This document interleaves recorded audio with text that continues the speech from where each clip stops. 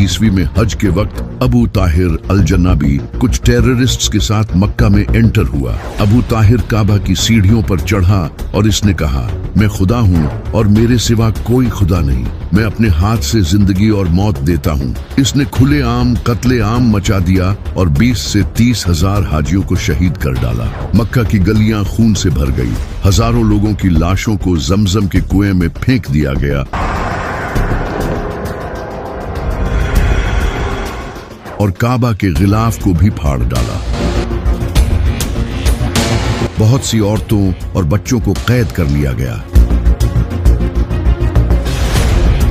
इसके बाद इन लोगों ने हजरे अस्वद को भी चुरा लिया और इसे अरब के ईस्टर्न इलाकों में ले गए। वहां बैठकर वो मुसलमानों का मजाक उड़ाने लगे कि हमने तुम्हारा अजीज पत्थर चुरा लिया है, अब तुम्हारा रब कहाँ है।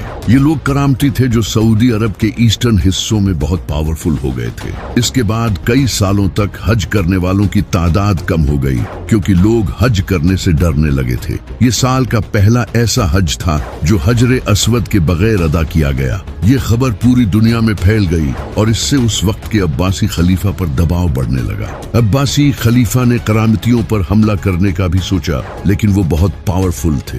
ये देखकर अब्बासी खलीफा पीछे हट गया और इसने इनसे नेगोशिएशंस का सोचा। इसने इनको पैसा भी ऑफर किया, लेकिन वो नहीं माने। यूं लगातार 22 साल तक हजरे अस्वद काबा से गायब रहा। आखिरकार 22 साल बाद करामती कमजोर पड़ गए क्योंकि इनकी अपनी आपस में लड़ाइयां शुरू हो गई थी। ये देखकर उन्होंने अब्बासी खिलाफत की बात मान ली और हजरे अस्वद वापस दे दिया और यूं 22 साल बाद आखिरकार हजरे अस्वद को दोबारा काबा में लगा दिया गया।